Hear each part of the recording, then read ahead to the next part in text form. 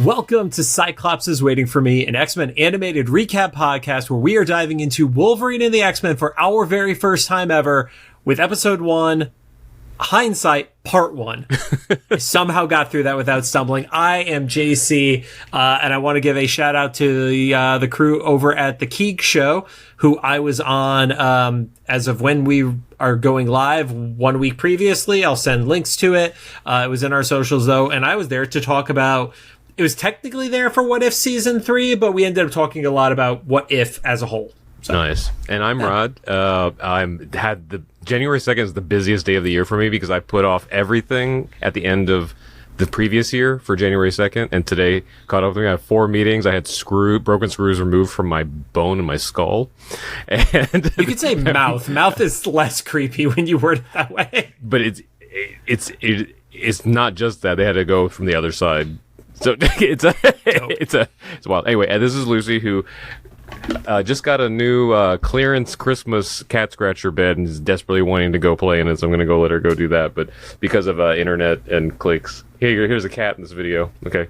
Yep. Okay, Lucy, here you go. I need to adjust the tags when I do the upload. There's a black cat in this video.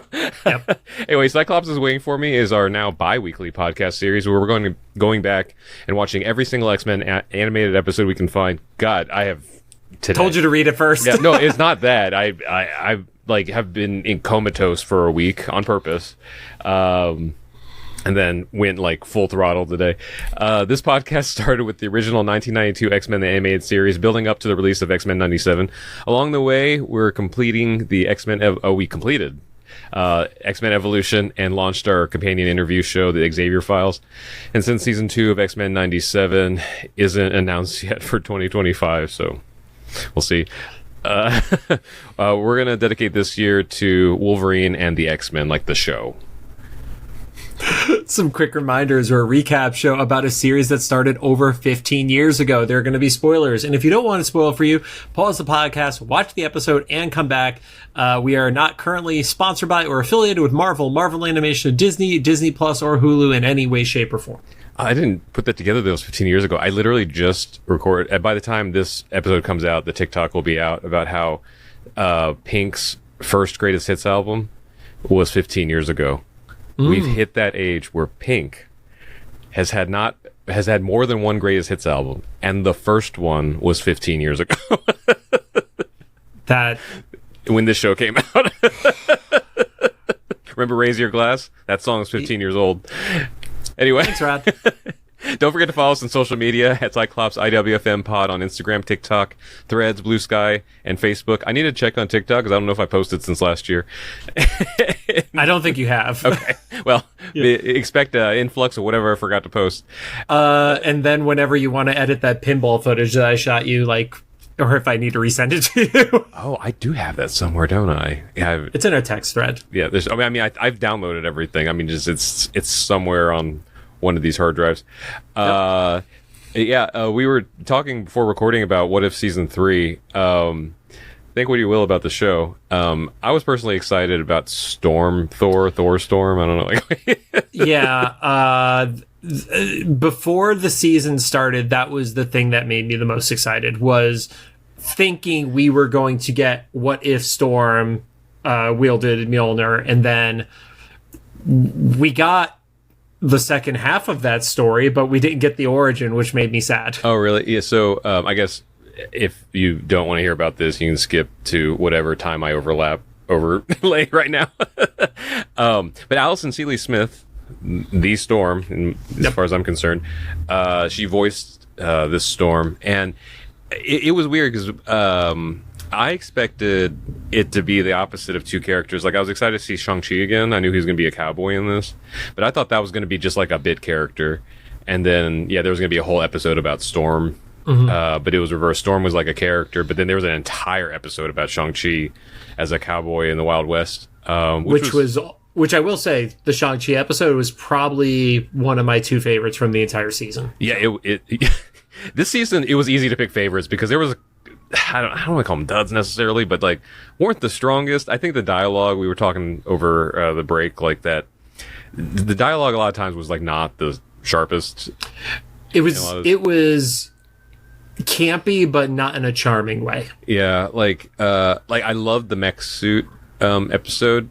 But I guess it fit because, like, as long as you ignore the human dialogue, it's fine. But that's the way it is with Godzilla and, kaiju movies and stuff anyway. The Shang-Chi one was surprisingly historic.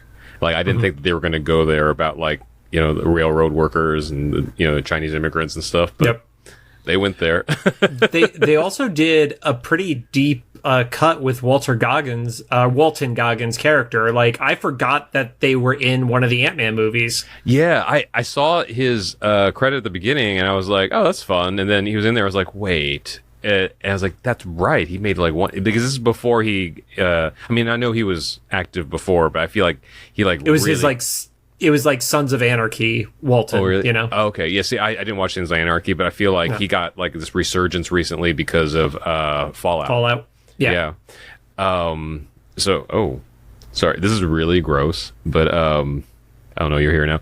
At the beginning of my holiday break, I always do this like Korean foot peel thing, and I was like, oh, it didn't work this time. So that was literally a day or two before Christmas. Just right now, my foot decided to start peeling like a sock. So anyway, now you have that image. All right. Well, we're not putting that on the video show. So I was gonna say, like, I have the piece right here. I'll show you when we're not recording. No. You could not do that, and that would be fine. Anyway, Storm was amazing because it wasn't just like one episode, like a big character either, though. Even though we didn't get her, I don't know her origins from the comics and stuff. The Thor Storm. But, like, I did love that crew with, like, Birdie, who I'm assuming is new just for What If. Birdie is brand new from What If. And Thor Storm was actually in continuity. It wasn't a What If scenario. Oh, okay. Interesting. No. I mean, I guess it makes me happy to think that, like, Aurora Monroe is one of, like, the worthy, worthy enough to, like, wield Mjolnir. And then Cohorty was in that, and Captain Carter. Yeah, Captain Carter. Yeah, it was 3 original characters. I consider Captain Carter original because obviously we knew Peggy, but like making them such an emphasis, I was totally cool with. I didn't like Birdie as a character. Oh, really? Like, I think it's the tie to Howard because I just don't like Howard. Like, regardless of the logistics that you and I were texting about, which we don't need to get into on this, I just don't like Howard. Okay. So anything tied to Howard has a negative implication for me. It is a weird thing because, like, if you didn't, because What If's one of those series where you don't have to watch every episode. I would.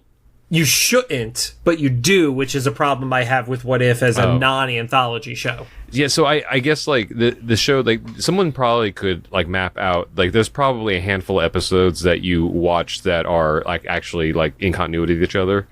And so, like, if you didn't watch it, like, you just saw Birdie, like, oh, that's cool. She's, like, this superpowered bird lady that they make some reference to her being born on the Convergence and stuff. Mm-hmm. And that sounds cool, but then you're like, she's the love child of Darcy and Howard. I'm like, wait, what? Like, from a Thor party in like another universe? Like, huh? Okay. Yeah. Because Natasha Lyonne voiced her, and she's going to be something in one of the next Marvel movies, right? Like in live action. And so I think a lot of people are scared that she's going to be Birdie in live action because that character design did look a lot like Natasha. Yeah. I mean, the only scenario where I don't hate that is in Secret Wars, because that is a convergence of different convergence of different universes, essentially. Yeah. So if it's like a quick moment in that, cool. But I don't want to see that character, like, I don't want to see a full movie with that character, honestly. I hate to be the bearer of bad news, but I feel like you don't get like an actress like Natasha Lyonne for like a small cameo. That's kind of like when Jeremy Renner showed up with a Thor. That was different because that was shot after Thor was shot, basically. But I guess I just mean like I was dating this girl at that time, and I wasn't familiar with Jeremy Renner at the time. So when that scene happened, I was like, that's just it was like a soldier or something to me. And then we got out of the movie, and my girlfriend was like, So that's gonna be Hawkeye, right? I'm like, wait, what? He's like, because that's Jeremy Renner, and they didn't just get him to be a shadow in the background. I'm like, no. Oh, and then of course now his story, we know. It's true. Anyway, but I dug that crew, like especially with Storm, got to be kind of like the multiverse crew. I don't know. So that's the second part I have a problem with, because the name Exiles is incredibly loaded. Oh, is that what they were called? I missed that. They called themselves the Exiles at one point. Gotcha. Which is a team that almost always has implications heavily tied to X-Men teams. Gotcha. Like the original Exiles came out of Age of Apocalypse, and it was Blink and the Sabretooth from Age of Apocalypse as 2 of the 6 members. Okay, so... Yeah. Okay, man, what if they make Birdie an X-Man? And then Morph, and Morph was a member of it from AOA. So like, it didn't feel good. No, there's a lot. And anyway, I'm sure either by the time this comes out or very soon, New Rockstars are gonna have a breakdown, because there was so many Easter eggs in the last episode of What If, with all the different like multiverse stuff. But anyway, oh yeah, where there was like a Wolverine Thanos combo in the stars and stuff like that. The stars, but also like when each of the characters was like getting their different existences blasted out. Oh, when they were getting ripped out, yeah. Yeah, like I think there was like a Scarlet Witch. No, yeah, that was in the stars. With Scarlet Witch Howard the Duck, and then there was a Birdie that was just a Howard. Yeah, that was I don't know, wild. Anyway, we're talking about X-Men.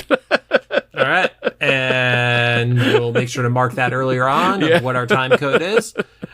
Now, on to the show. Today, we are talking about Season 1, which is the only season, Episode 1 of Wolverine and the X-Men, titled Hindsight, Part 1.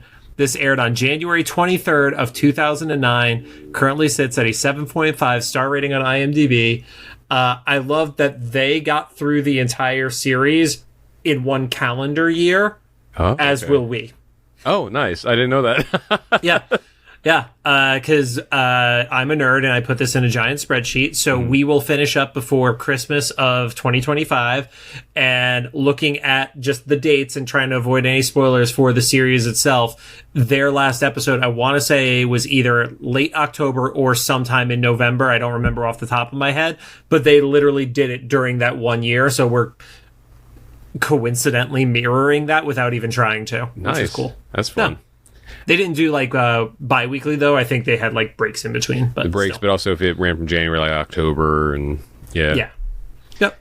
So, do you want to do a first impression of it, or do you want to just go into it and we'll do impressions at the end? I have a very short first impression. I think I'm going to like this show. You probably guessed that. Like it's. I love the mystery. I love this right off the bat superhero stuff. Like 2 minutes in. Even though Wolverine is not my favorite character, I know that's a hot take, but like he's fine. I honestly thought I might have been like a little bit like, okay, another Wolverine thing, but it makes sense here. It looks like, I'm going to make a prediction without seeing it. Don't spoil it for us because we haven't seen this yet. It looks like what they're setting up is the introduction of all the X-Men through Wolverine's like journey. And that kind of makes sense, because if everybody's like there for Wolverine, then do that. Like, have him be the main guy. But also, like, I didn't know that this was a Marvel Studios production. I saw Marvel Studios. I saw Kevin Feige. I'm like, oh, damn. Okay, so this is like the same time as Iron Man. So anyway, I think I'm going to like the show. I like the first episode, even though I have a few notes that we'll get through when we're talking. But like overall, it's like, wow, this is already so much. It's feeling a little bit like the drama we had in '92.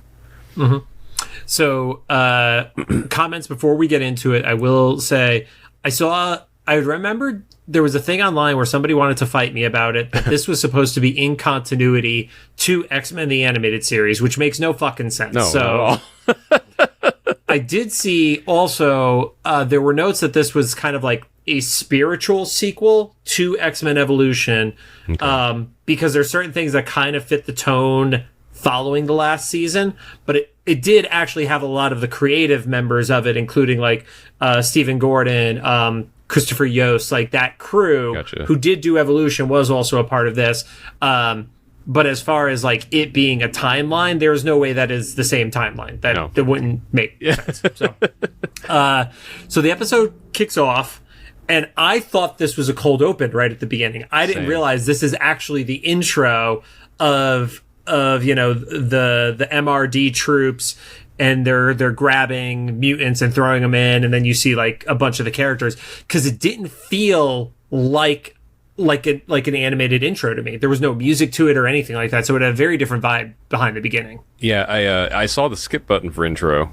Yeah, and same. then I was like, oh, that was like or either it was a glitch, or like the intro was actually just that first second, or something with the title card. But I my note here was like, it's a cool intro, but like underwhelming music. The music was fine underneath the. I don't even remember the music being there, to be honest. It was like very low, like score underneath. Like I don't think anything was meant to be like memorably melodic or anything. Yeah, but I thought it was a cool intro. I like that it wasn't. It didn't seem like it was like a bunch of stitched together scenes. It was like its own like little cohesive moment kind of scenario. Yeah. Probably we're never going to talk about it again, but we'll point out. So you have the troops. You see that they have the Sentinel, and then you see captured mutant cameos in the truck. You see Blink, who I just mentioned, part of Age of Apocalypse, the purple girl. And then you see Marrow, who most people know because of the Marvel vs. Capcom video game. And then you see one mutant that has their mouth covered, which I don't know if that's officially the character, but I think it might be Chamber from Generation X, who's all in that shot. Is that the one, the action figure had like fire on his mouth or something? Yes. Okay. That's why I think it was that character. Gotcha. Yeah. Once again, if you're just tuning into this show now, that's how I know my characters, either from 92 or the Toy Biz action figures. You see some kids running, then Wolverine jumps in, you get the title card, and then we see the characters in this order: Cyclops, Angel, Emma Frost, Nightcrawler, Storm, Bobby, Kitty, and Beast. So, and then I marked that Craig Kyle was back. Yeah, Craig Kyle, not Chris Kyle. Oh, gotcha. From the original creative team. Yep. And then you see the team shot, and then it goes into Happy Kids playing at the Institute. It's like, okay, I guess that is our intro. And the only thing I did look at for the next episode, which we're recording these differently from a timeline perspective, I did look, and it's like, okay, that is just how they do their intro now on the show. So just with that little like sequence. Oh, good to know. Like we're almost in 2010s at this point, so I guess they've like kind of they're getting more to like how it is now, where there's very short like sequence, like it's not a song, I guess. Correct. Yeah. So you got the kids at the Institute. Outside, you see the first design of this version of Storm alongside Xavier. Yo, my note there was Storm has a wild head shape in that initial image. It looked like a Tommy. Yeah, the hair for Tommy from the Morlocks. I totally see that. It's interesting because there's certain people that the proportions are perfect. Like Wolverine, I feel like is drawn perfectly. And then like, to your point, Storm has a really interesting perspective to how she's drawn. And then you go into the Danger Room where you see Kitty and Colossus has like, is it like elephantitis in his forearms or something like that? It's the most unrealistic shape of Colossus, even more extreme than X-Men Evolution's style of any character, I felt like. That Colossus reminded me of like how DC does their kids animated shows. The weirdly shaped, like Teen Titans Go vibes. Yeah. And to their credit, Storm gets better design wise when they're focusing on her. I think that initial shot, she was meant to be in the background, so it just ended up being this wild, like geometric shape. But like, it's hard to tell. Like, are they supposed to be realistic or not? Like... Yeah, I didn't know, because it could go either way. To your point, is like, was this supposed to be real, or is it supposed to be like anime inspired? And if it's anime inspired, it's like, what kind of anime is it, So in the training room, you got Kitty, you got Colossus. Kitty is running through a wall. Peter gets trapped between two walls. Kitty gets snagged by a tentacle. And then you have Nightcrawler there. And I don't know if I like this version of Kurt. I said, Nightcrawler's here. A lot meaner than I'm used to. Kind of a dick. I guess the excuse is supposed to be that one of them is going to win this challenge. But I feel like even the Nightcrawlers we've seen in the past was more about helping people than like winning something. So the funny thing is the voice actor for this, at the time, I don't think was really big, but it's Liam O'Brien, who is from Vox Machina Critical Role. Oh. He's Vax in Vox Machina. Gotcha. I'm aware. Now that I hear that, as like, oh, that's why his voice sounds like such a dick, because the character of Vax is such a dick. That's so funny. Yeah, I don't watch it, but I'm familiar with the I'm aware that Critical Role is out there and how big it is. Yeah. But his character in Critical Role is like this snarky rogue, so it's a very good fit for him. And also, coincidentally, he will be the voice of Magneto in the show, too. Oh, okay. Yeah. Interesting. Yeah. Yeah, the voice cast on this was interesting. Like, I'll do a quick sidebar on it. Jennifer Hale is Jean, and we know Jennifer would later become Jean in X-Men 97. You have Steve Bloom, who is Logan. Steve is best known for, in the anime community, Cowboy Bebop. He's Spike Spiegel. You would know him because he does the voice of Sub-Zero. Wait, and what? Some Mortal Kombat thing, he's the voice of Sub-Zero. I think more recently. Gotcha. Oh, and maybe one of the animated shows or something? Or in the game, possibly. I don't know. But I did watch Cowboy Bebop because I had a friend once that really loved anime, and I was like, I'm not going to watch a ton of anime, but I was like, if there had to be one, it's the one Cowboy to watch. Bebop was like, it made. I don't know which one I saw, though, because I know there's like series and movie and all that stuff, but I got the gist of it. And then Nolan North, who does the voice of every video game character ever, is the voice of both Beast and Cyclops. So, okay, yeah, Cyclops was another one. His design was weird. He looked more like a striker than Cyclops. I don't know how to explain it. And then I don't know if this character comes back for future episodes, but Colonel Moss is Michael Ironside. I don't know who that is.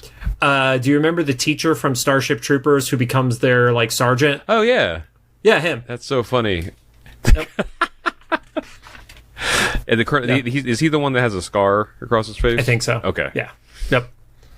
So, yeah, Nightcrawler's a dick, and Kitty won't phase through the arms because this Kitty, I kind of like the fact that her powers control a little bit differently, because she's like, well, I don't want to phase through and then fall flat on my face. Like, it actually gave Kitty like a limitation. Whereas in Evolution, I felt like they were a little like more loosey-goosey of like, I could just fall through shit and it's fine. When she said that, I had this image. I don't even know if it happened in Evolution, but I could just picture Kitty phasing through something up high and then like floating like a feather. Yeah, like descending. She could kind of fly almost or glide. I'm like, oh, okay. So are they gonna? There's some problems they have later, like some contradictions later, but like, yeah. So they're all competing, like you pointed out. Kitty's yelling at Peter. Peter ends up getting caught by a magnet, and then Nightcrawler gets like gooed to the ceiling. I guess he can't teleport out of that. It was the implication. So, I don't know. That one didn't seem real. Like good one to me. And then they realize it was Logan who was activating all this, so nobody won, as his way of saying goodbye. I guess you just accept that he's leaving because it's Logan. Mm-hmm. That's what he does. Yeah. Like, he does that at random in other shows and other movies. So, like, you know, I dig that. Goes outside. We see Scott, which I don't have a huge problem with how Scott is designed, except for the fact that he has a very defined upper lip, but no lower lip. It was something with the way his face is drawn. The lip design. It's almost a little bit like how the lips are overemphasized in What If. Okay, I know what you mean. Yeah, like the upper lip looks different than what a lower lip is. I don't know why, but that stood out to me. I just put together what Cyclops reminds me of, because you mentioned the anime stuff.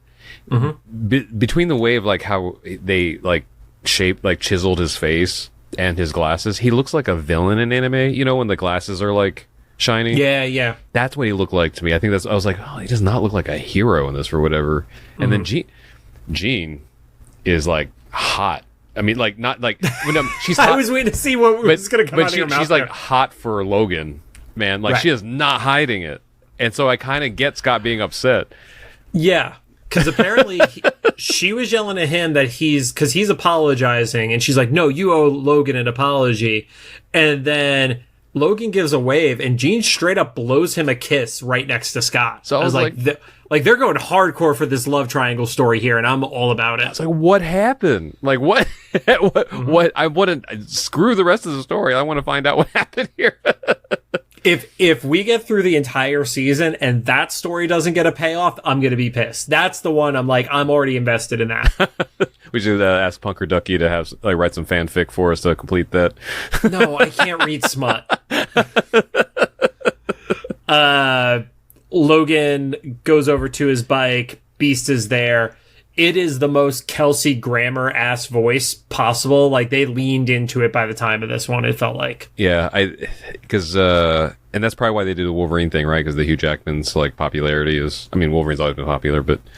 yeah, like, You also got to remember around this time, like, he was the hottest comic book character, save maybe for Spider-Man. Mm-hmm. Like, he was in...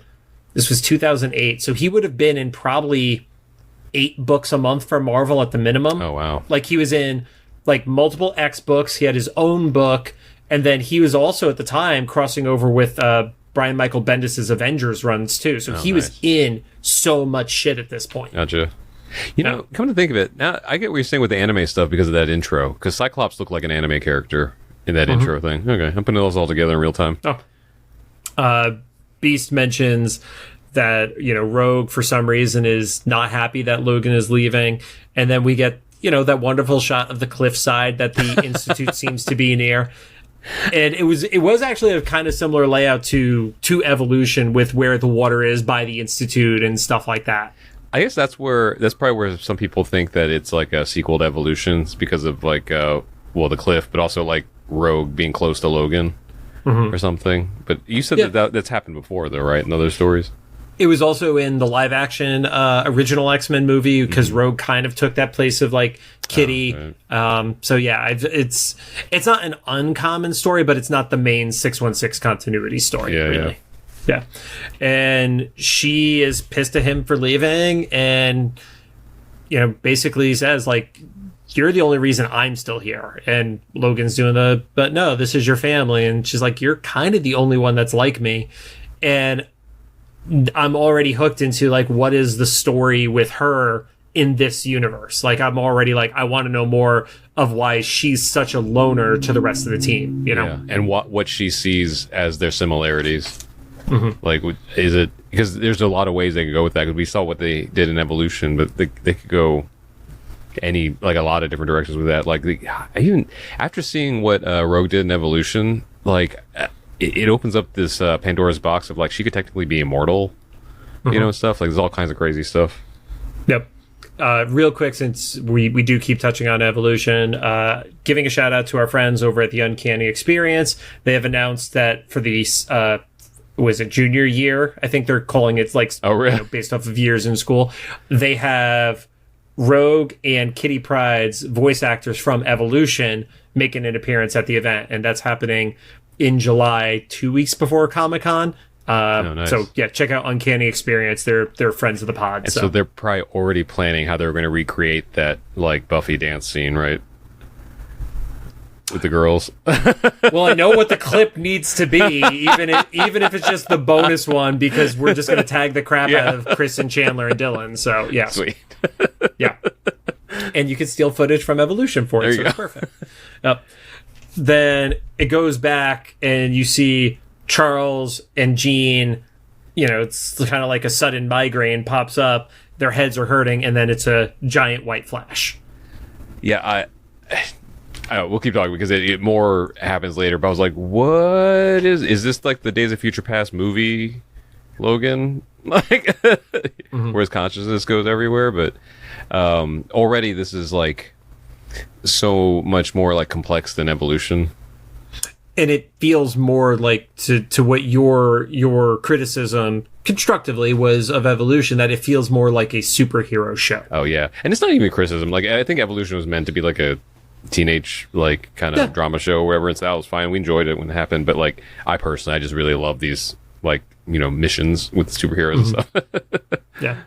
So Logan wakes up from the white flash, 1 year later, he's by a tree, he's got his motorcycle, sees a girl in an RV who like waves to him, and he's driving down the road and he's at a stop sign and there's an explosion after you hear like a train whistle go off, and then he drives the other way, and I was like, that's okay, this Wolverine has seen some shit, because I can't think of a version of Logan who didn't do the right thing almost immediately, unless it's the worst version kind of scenario, I was confused then, and I'm still am kind of now about like a lot of little details. Like, he didn't seem rattled that there was a time jump, so I couldn't tell if like he actually jumped or if this was just something, I think this was he's just having that as a reoccurring nightmare, essentially. Okay.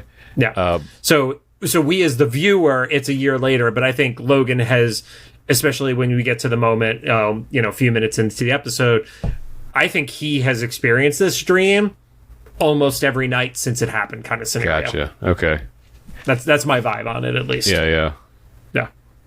So he goes down, and you see that there's the RV is basically like underneath the train. I don't know how that happens. And also, like, that was another question. The RVs were like in a caravan with each other? I think it was just like three neighbors are like, we're going to go camping together. And one got whacked by a train and the others didn't. Okay. Yeah. Because the other RVs were okay. We got that established that the other RVs were okay. Also, we're going to ignore there were probably lots and lots of people who died on that train. Right? Yeah. Because the train was really fucked up. And it was like a passenger train. It wasn't like carrying like a freighter. Yeah. Mm-hmm. So, you see this guy and his wife, and they're regaining consciousness. They mentioned that the little girl is still there, and that's when Wolverine gets back, and people are like, "Oh no, just you're not gonna. It's too dangerous." And he does the typical Wolverine of not for me, and then he cuts a perfect square into the hull of, is it a hull? I don't know. Wall of the train. Yeah. I don't know train technicality. So, and right off the bat, that's where you start seeing like the anti-mutant sentiment. Like, they didn't even hide it in this episode. They're like, we're going for this right in episode 1. That's another thing I like about them just like dropping in. It's kind of like the new James Gunn Superman trailer. Mm-hmm. He gives us the vibe like, oh, we're not going to spend years doing an origin. Everybody, we don't need to see Uncle Ben die again. Yeah, everybody knows Wolverine. You know his thing. Here we go. Yep. So Wolverine goes in. There's a big explosion. There's crying parents, and then as people are moving some of the stuff off the wreckage, which I feel like at that point that real emergency crews would be arriving. Like, people wouldn't be picking up little parts outside the train, but suspension of disbelief. Right. They pull a piece off, and Logan is there, and under Logan is the little girl, which she's probably dead. His animanium body did. It was like a cage. Yeah. That's what happened. No. And the dad's asking some of the friends for help, and the guy Carl, which that was great. Thanks for using my last name, guys. Refuses to help and points out like, oh, that's one of them, and haven't you seen him on the news? And the other one of the other neighbors does end up helping him, and they get into this whole like, well, it's the MRD's problem now. And it's like, no, we're not turning this guy in. He literally just saved our kid's life 14 seconds ago. Yeah. It gave us similar energy as Sunspot's mom in 97. He's like, just go with them. Like, okay, yeah, that's definitely the way to go in every movie or real life. Yeah. Just trust the absolute authority. Yeah. Yeah, Carl was kind of a piece of shit. So I was okay with what happened to him in his RV later on. So, you see the bike get strapped to the back of not Randy's RV, because Randy's RV is the one that got fucked up, but the neighbor Chris's RV. Mm-hmm. And in the RV, you actually see Logan's skin healing in real time, which that's the first time we've seen that where it's like physical healing. Like normally it's, or like visible healing. Yeah. And they had, at least in the cartoons. and they had that squelching sound, which Yeah. I remember thinking in the moment, which was literally like probably 30 minutes ago, because I watched this right up until we started recording. We've already been recording for 35 minutes, Rob.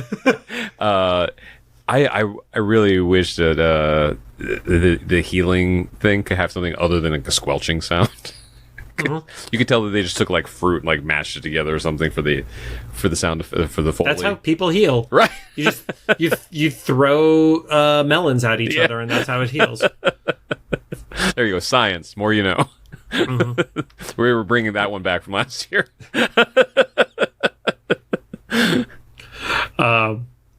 On the RV, Logan sees that the girl is okay, and then he starts to have this flashback again. And in it, you see, Logan is. I said Logan and Scott. Does that sound right? Well, yeah. So this is what I was confused about, because it went back to when Xavier and Jean had their headache thing. Yes. And then flashed again. So was that supposed to be the same moment? You got to see more of it because there was the crater that was where Xavier was. Okay, because I couldn't figure out if it was the same moment or that it like was repeating. I like I said, I think the context of it is he's having this as a ongoing flashback memory dream scenario, and we're just getting it in pieces.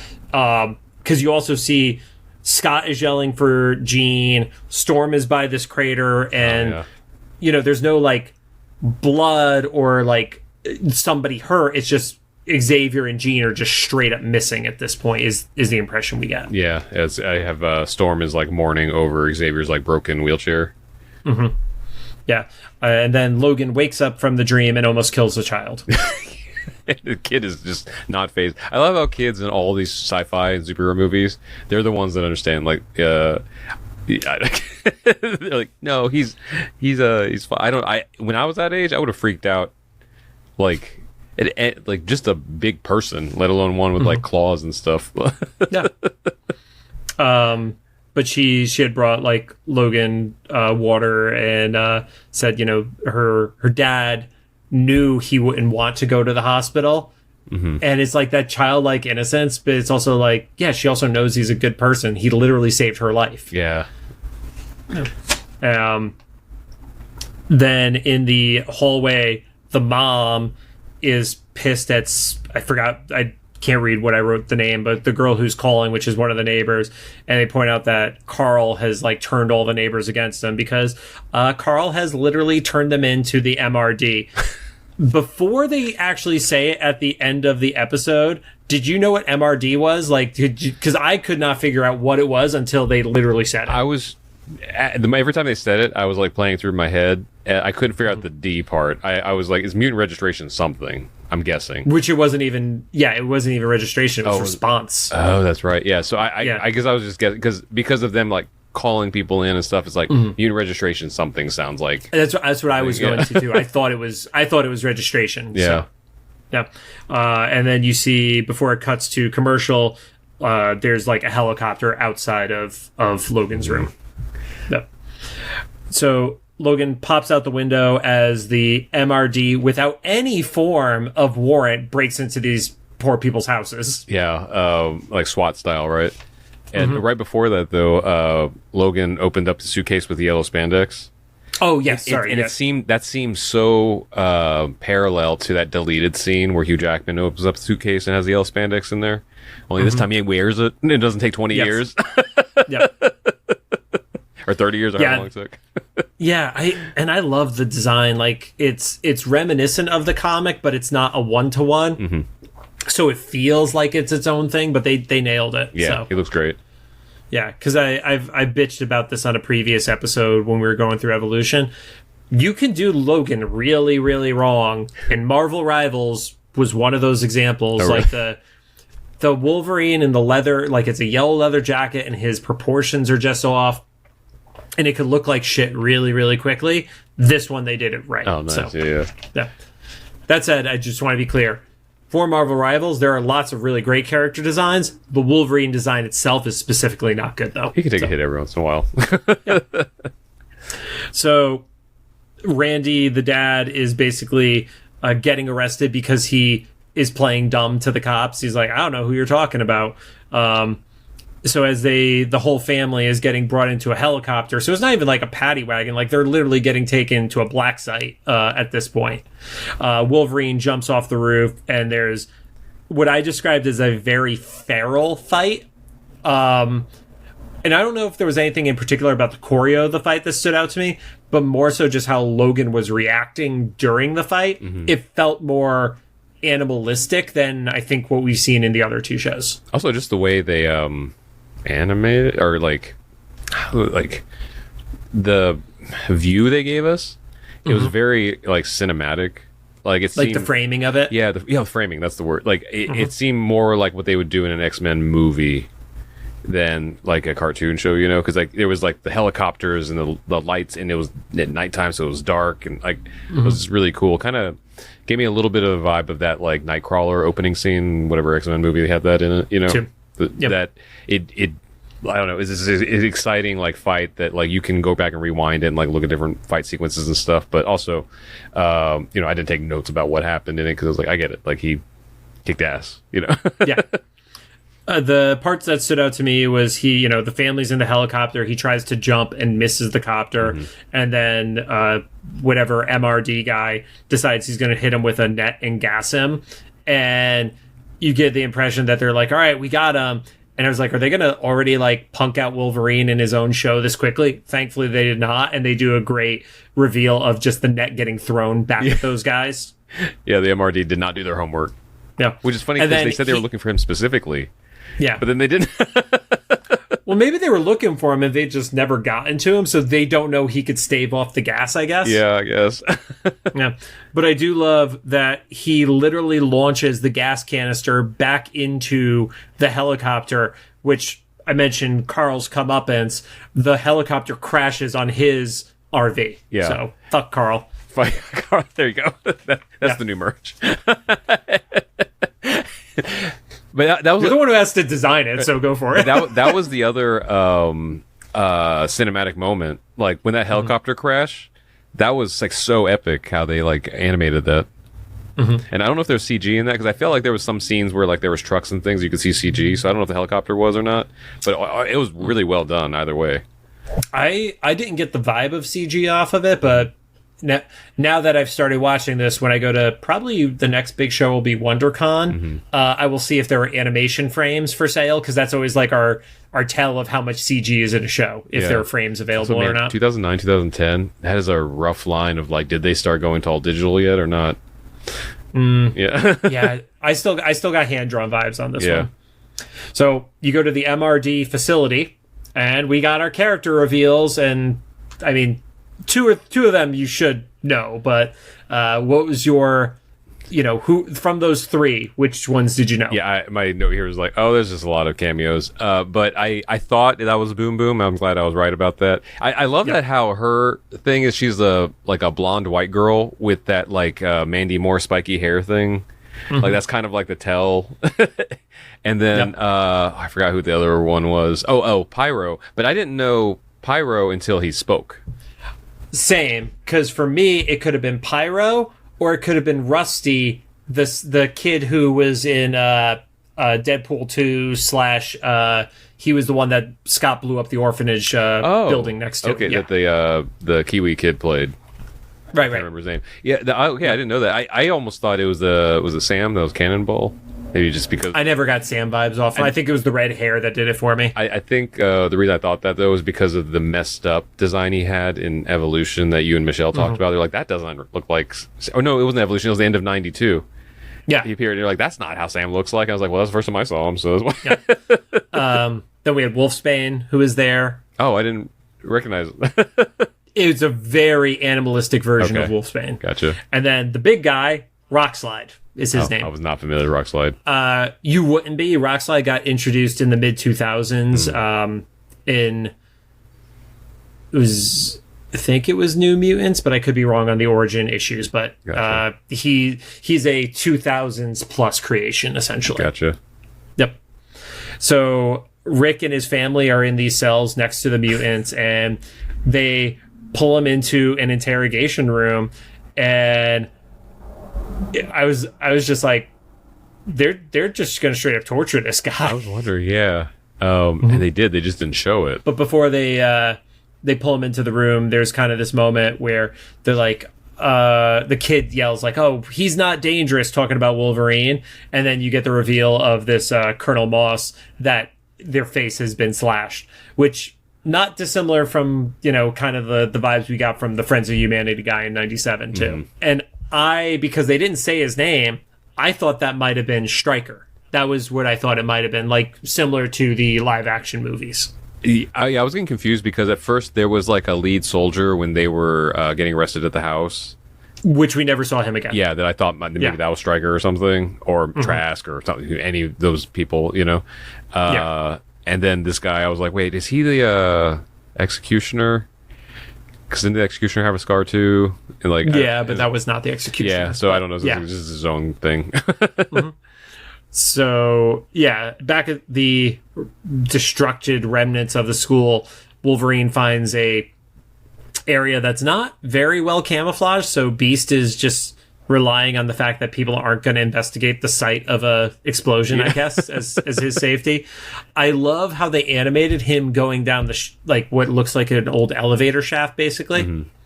Where he took his claws and he's like using it to like go down the sides and stuff like that. I thought it was like, it looked awesome. So. Yeah, it was fun. I also love that they just got like they're just going down a checklist of X-Men stuff. So like Destroyed Mansion right at the beginning, the very first thing. Yeah, we didn't even make it to the end credits and we have a Destroyed Mansion. So Beast is down in the lab. Wolverine surprises him, and they kind of do like a little bit of a catch up together. You get further info that from everything that happened, Charles and Jean are unaccounted for.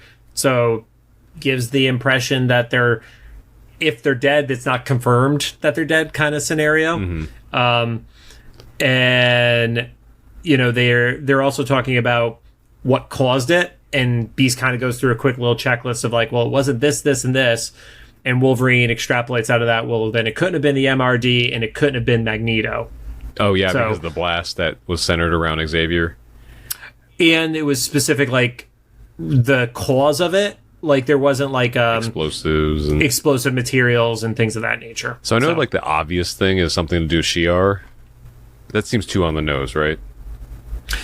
I don't think anything is too on the nose at this point. No, I think it may be like there was a story with Apocalypse in the comics called The 12 where he was like gathering psychics. Oh, okay. That's the thing that is closest for me, but I have zero evidence to support it other than it was two psychics who disappeared.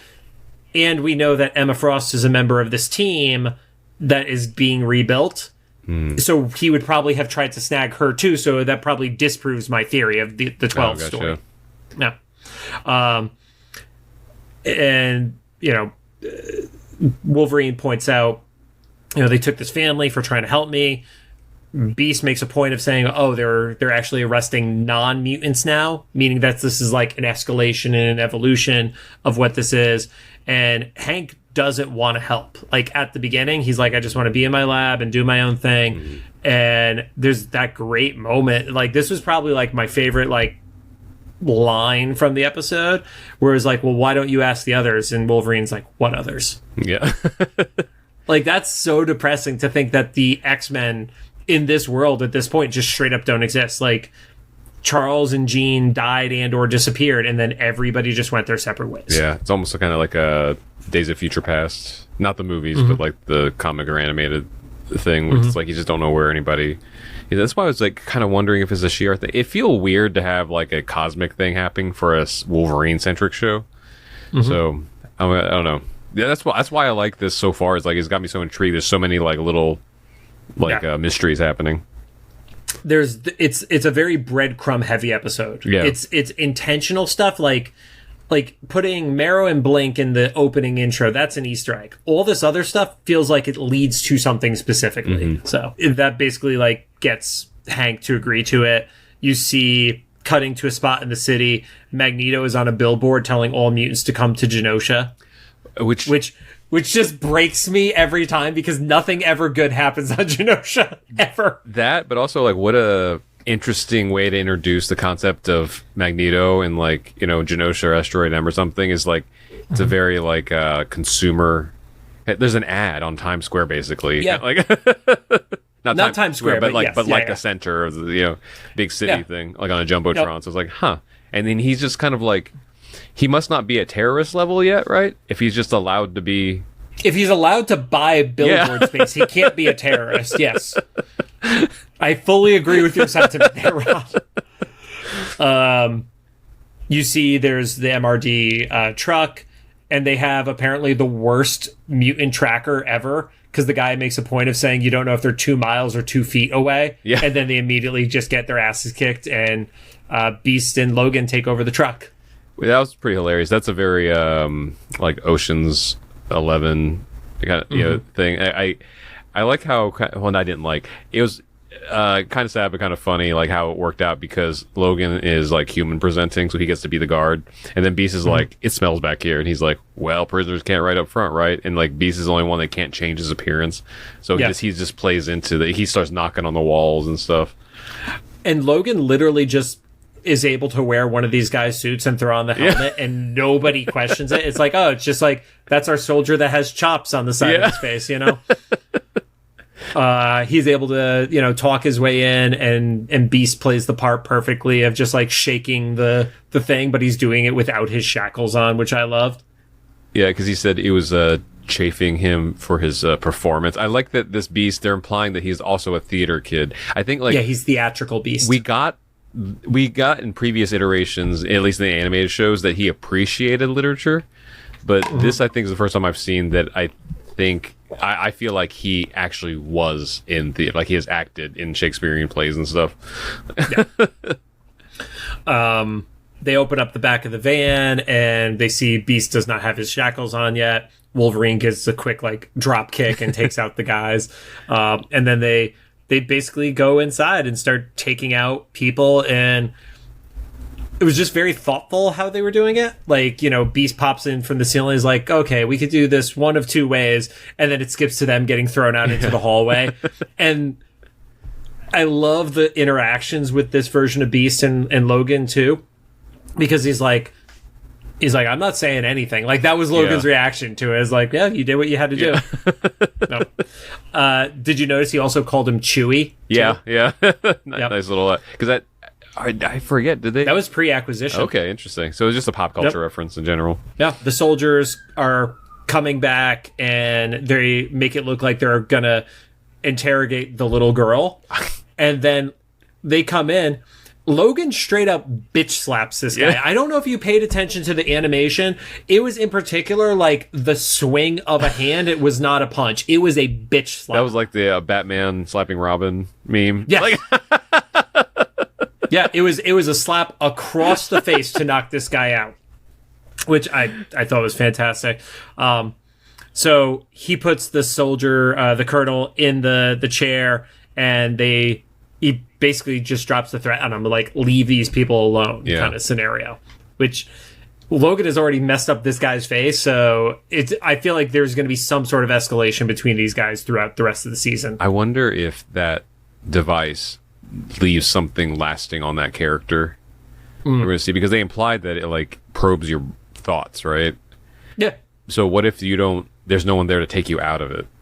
Right. Which we know he did get out of it, but you don't know how long he was in it or how long you're supposed to be in it before it has bad effects and stuff like that. So, they break everybody out, and when people are coming out, you get the animated reveal of the character Dust, who also comes from that same era of the comics with Rockslide. Okay. We talk about Dust in the premiere and the trailer of X-Men 97 because she was on that Hellfire Gala flyer. Okay. Yeah. Actually, I wasn't familiar with Dust besides that, I guess. But I think I like this character. She's great. She's a very sad character, but a great character in the comics. So, and then there's just another girl. Like, if you look at everybody else, like even like your prediction on Boom Boom was right.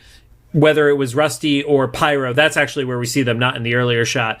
But Pyro, and then there's just a girl in the background who never does or says anything.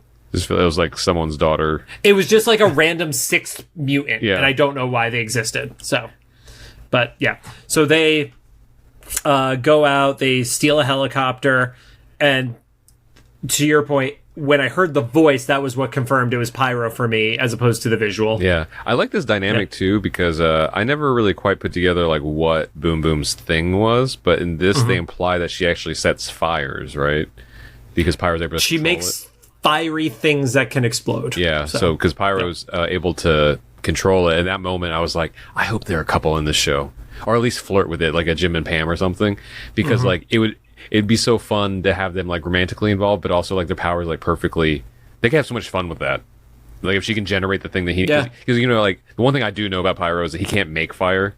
He's just like he always has to have the the lighter or the flamethrowers off of his arms and stuff like that. Yeah. So those two, that's a fun combination I didn't think about before they showed that. Yeah. So they take out some stuff with that combo power, and then you see how strong a character Dust is because two jets are chasing them, and I was like, oh, I love that they show. Like, she could literally take out two military-grade jets on her own without the help of anybody else, and looks like she does it without breaking a sweat. Yeah. You know? I wasn't familiar with that character, but as soon as they're like, Dust, take care of it, and then she just, like, disintegrates, and then you see that it's almost like a Sandman thing, but in the air. And I was like, oh my god, this is going to be amazing. And then I was like, wait, so they're going to have a hard time managing, like, power sets in this show, right? Because that is already so OP right at the beginning. I think it was roughly around this time frame where a lot of power sets escalated too.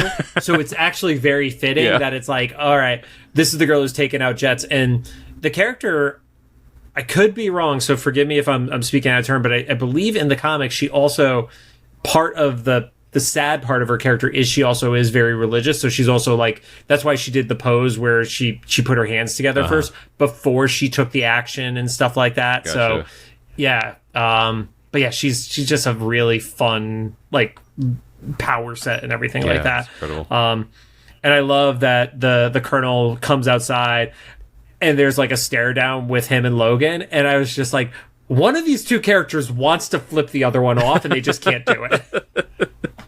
Save that for the movie. Exactly. Yeah, he makes an appearance in Deadpool and Wolverine 2 till he's 90. Right. No. And then the episode starts to do its wrap up. I really appreciated this was not a 30-second wrap up. Mm-hmm.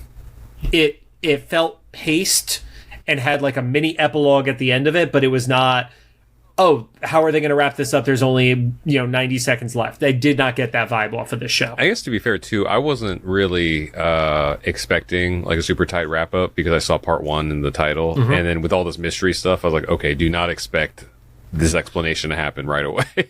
Yeah, and I think we were going to get that from the the mystery part of it, but I love that there wasn't like a cliffhanger style to be continued ending to it either. Yeah, like Logan hanging off side of a cliff and then like to be continued.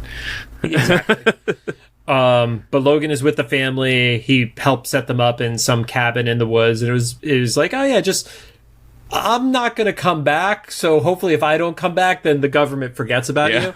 And I guess 2009, you still could have gotten away with that. Like, the information, like, the CCTV cameras and stuff like that weren't facial identifying people and shit, so. It's weird because, like, when did Iron Man come out? Was that 2008? 8. So, I feel like Iron Man was, like, the commentary on surveillance state, right? So, they were in that, like, 3 or 4 year window of like some places it wasn't quite there yet, but the fear was there. I think they were there with surveillance as we are now with AI. Like we don't quite know the extent of it yet, but the fear is there. Yeah, they have the sweet moment with Logan as he's trying to walk away, and the girl like runs up and gives him the hug goodbye and stuff like that, and he's it's time I went home, go back.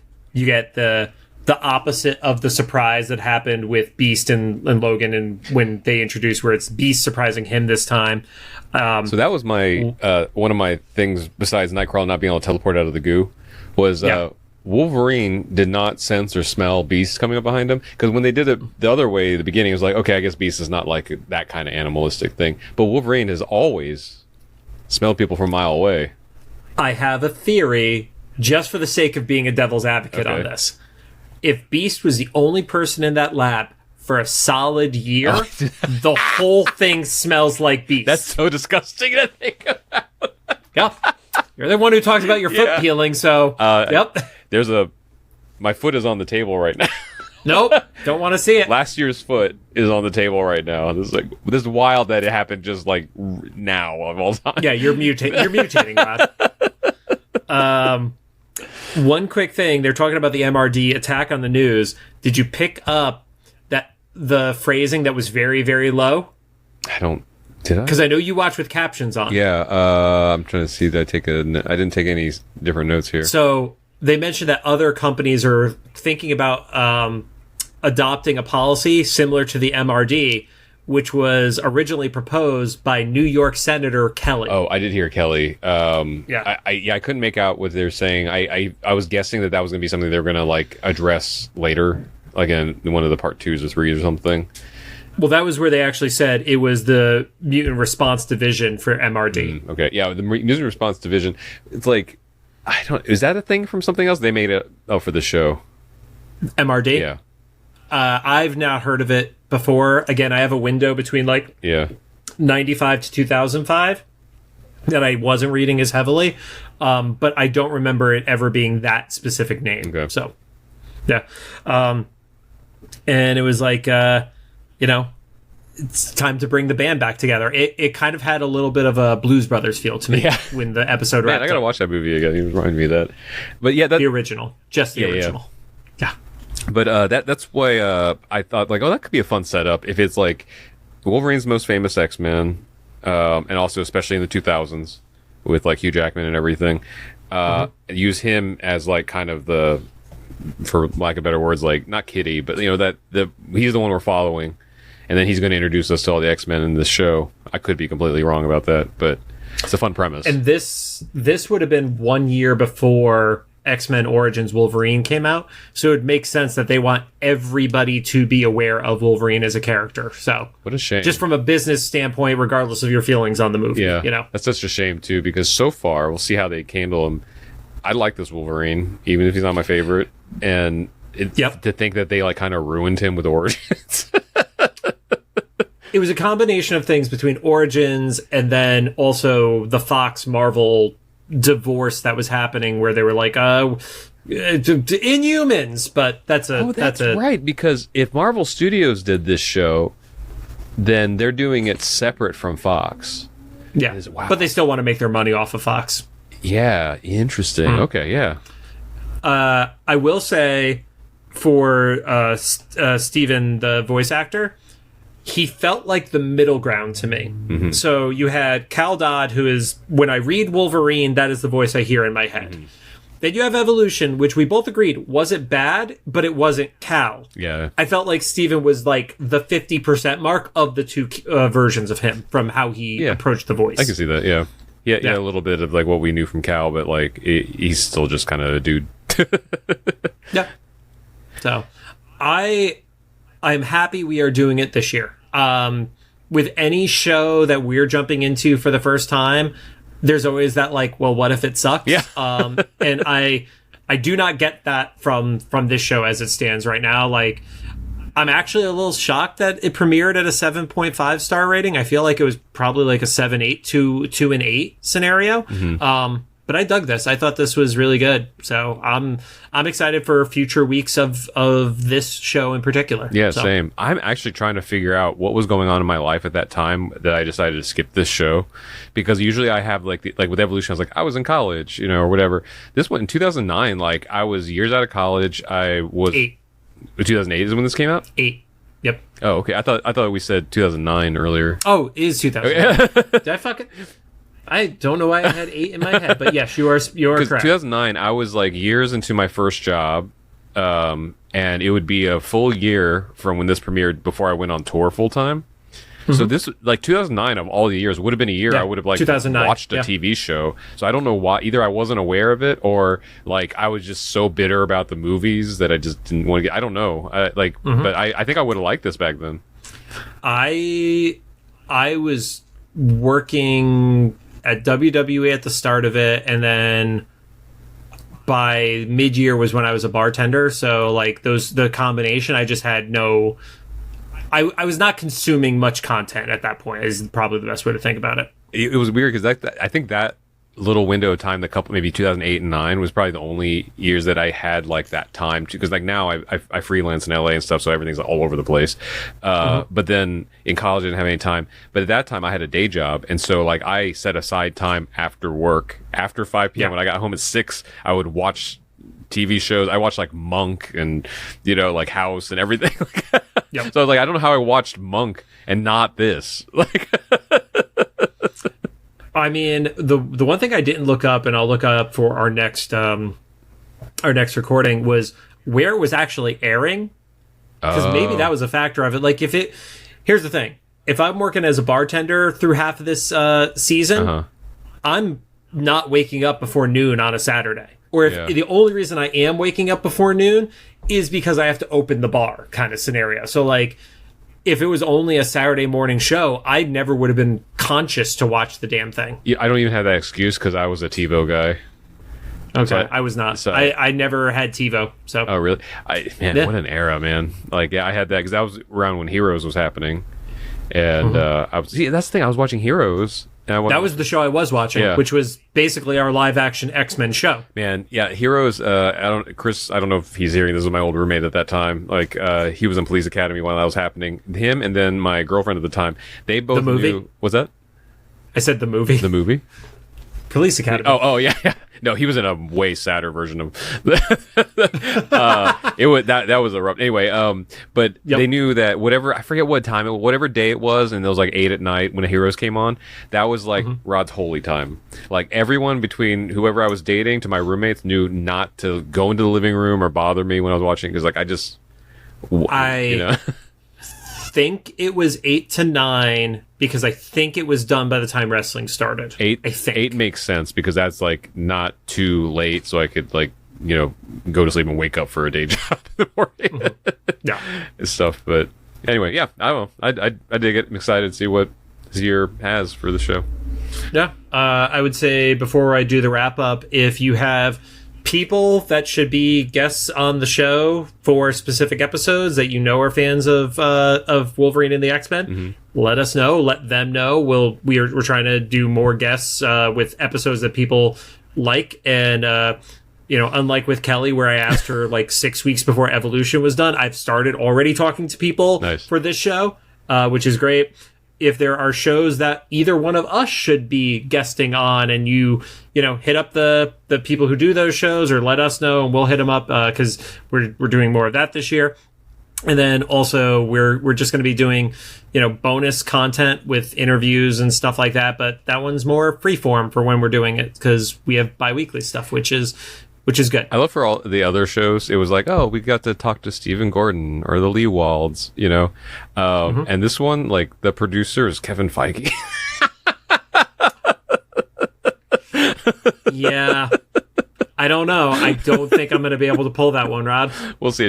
I'm great on email, but I don't think I could pull that one off. Should I just say it so my dumb prediction comes true? It's like, we have Kevin Feige on here this year about Wolverine and the X-Men. I mean, if we somehow trick him, that would be the weirdest interview of Kevin Feige's career, I feel like. Yeah, also, like, there's a restriction where we can't talk to him about the MCU. No, don't have to. Only about Wolverine and the X-Men. Yes. God, that would be the best writer. So you guys don't always know this, but there have been times where we've had PR people just like listening in the background as we were doing an interview. And they were cool. Like, we didn't have to cut anything when that happened and stuff like that. There would be a team of 18 people listening as we were talking to Feige if that ever happened. Yeah. Rod, closing thoughts? Nah, just like I said before, I love the show so far. I'm intrigued with the mystery. I'm hoping the things that I'm a little bit frustrated with now, frustrated isn't even like too far of a word, is just something that's going to get resolved later. It's just like a mystery to be solved later and not really like a missing detail or something. As long as we get a complete story in the single season, that is what I care about. Like, and that obviously we're not going to know until the finale. We lucked out with the end of Evolution where people said it was a cliffhanger. I don't want a single season show to be a cliffhanger because from what I understand, this was supposed to be multiple seasons and it got canceled partway through. And that scares me because if they were already in animation and this is coming out in one calendar year, you can't make a change when you're 6 months into an 11-month run. So I can say when I opened up Disney Plus, I saw I think 2 or 3 episodes from this one. The thumbnail was Storm, so I'm assuming it's like a Storm-centric episode. That's all you want. If it is, that's gonna decide for me if I like this show or not. If they do it well, sweet, we're good. If they don't, then like I'm just gonna hate it from that point on. On that wonderful note, thank you guys for joining us. If you have any thoughts, make sure to drop them into the comments for either the YouTube upload, the official Instagram post, or the Spotify comment section. I have to add that to the script, Rod. And if you don't like, if you do like what you heard, just don't do anything. But if you do like it, we would appreciate a rating on the Podcast app of your choosing. You can find us on Apple Podcasts, iHeartRadio, Amazon Music, Spotify, YouTube Podcasts, and we're still on CastBox, but we're never going to be number one. Yeah, we can try. Also, Happy New Year, everybody. Happy New Year. 2025 is already a train wreck, and we only had like 24 hours. Dude. We've had 4 major events in 2 days. I can't take this year already.